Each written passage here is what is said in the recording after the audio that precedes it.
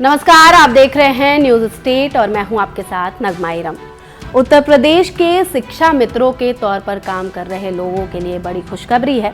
बीते सोमवार को विधान परिषद में सीएम योगी ने इनके मानदेय को बढ़ाने को लेकर बड़ा ऐलान किया है। इससे उम्मीद लगाई जा रही है कि 9 साल का लंबा इंतजार अब विधानसभा चुनाव से पहले खत्म हो जाएगा। शिक्षा मित्र के मानदेय में बढ़ोतरी हो जाएगी। यूपी में शिक्षा मित्रों के मानदेय में बढ़ोतरी का मामला पुराना है। याद दिला दें कि शिक्षा मित्रों के अधिकारों की रक्षा और उनकी समस्याओं का समाधान बीजेपी के 2017 विधानसभा चुनाव के संकल्प पत्र का हिस्सा था।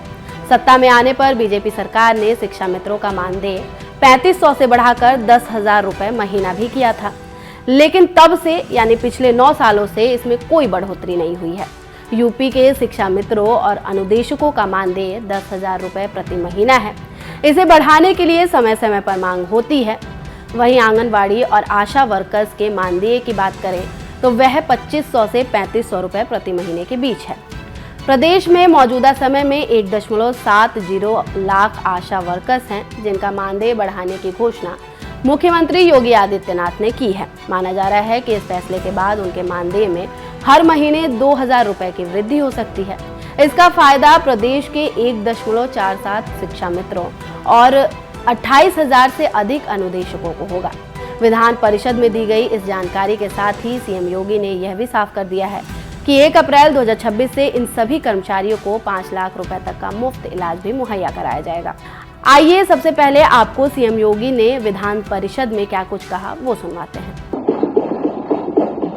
इनके लिए करेंगे, आंगनबाड़ी, आशा वर्कर, इन सभी के भी मानदेय को बढ़ाएंगे। शिक्षा मित्र, अनुदेशक, इन सब के लिए भी सरकार कार्य कर रही है और ये सरकार पहली सरकार है तो इसने शिक्षा मित्रों के लिए, शिक्षकों के लिए, किसी भी कोई भी शिक्षक हो, उच्च शिक्षा के हो, माध्यमिक के हो, बेसिक के हो, वे शिक्षा मित्र हो, अनुदेशक हो, इन सबको, शिक्षणोत्तर कर्मचारियों, इनको हम लोगों ने 5 लाख रुपए तक की कैशलेस स्वास्थ्य की सुविधा उपलब्ध करवाई। ये सभी को उपलब्ध करवा चुके हैं। 1 अप्रैल से लागू भी हो जाएगा।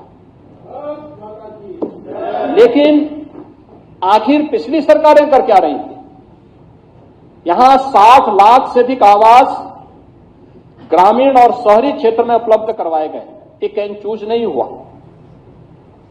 गरीब गरीब है, हर जरूरतमंद को ये सुविधा मिलनी चाहिए। हमारे लिए सबका साथ और सबके विकास, प्रधानमंत्री जी का यह स्लोगन एक मंत्र के रूप में अंगीकार करते हुए हम लोगों ने हर जरूरतमंद को इन सुविधाओं के साथ जोड़ने का काम किया है। और अब सरकार इस बारे में भी कह रही है कि आगे भी विकास का ये मॉडल इसी रूप में आगे बढ़ेगा। हर जरूरतमंद को प्रदेश सरकार उसी रूप में आगे बढ़ाने का काम करे। जीरो पॉवर्टी के लक्ष्य को प्राप्त करने के समय सरकार ने जो काम प्रारंभ किया है। शिक्षा मित्रों के मानदेय बढ़ाने का मुद्दा हमेशा से उठता रहा है। इन 9 सालों में शिक्षा मित्रों ने मानदेय बढ़ाने के लिए खूब प्रोटेस्ट किया है। अब बताते हैं कि शिक्षा मित्र कौन है और इनकी क्या क्या मांगे रही हैं। उत्तर प्रदेश में शिक्षा मित्रों का मुद्दा केवल एक सेवा का नहीं बल्कि लाखों परिवार के संघर्ष की कहानी है।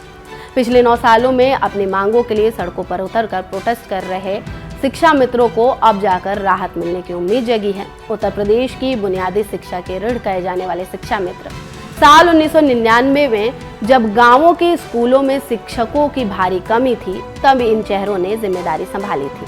लेकिन 2 दशकों के बाद आज ये खुद अपनी पहचान और भविष्य की लड़ाई लड़ रहे हैं। साल 2014 में अखिलेश यादव की सरकार ने इन्हें सहायक अध्यापक का दर्जा दिया था।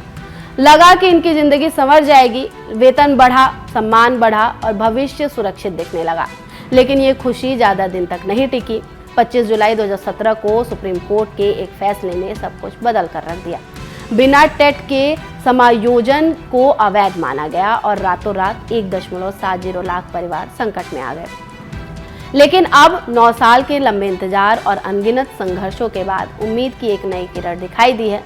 योगी सरकार द्वारा मानदेय में 2,000 रुपए की बढ़ोतरी और 5 लाख रुपए तक का मुफ्त कैशलेस इलाज देने का यह फैसला न केवल शिक्षा मित्रों बल्कि अनुदेशकों और आशा वर्कर्स के जीवन में भी बड़ा बदलाव लाएगा। हालांकि शिक्षा मित्रों की मुख्य मांग हमेशा से सहायक अध्यापक के रूप में अस्थायी समायोजन की रही है, लेकिन वर्तमान घोषणा को उनके धैर्य और सालों के प्रोटेस्ट की एक बड़ी जीत के रूप में देखा जा रहा है।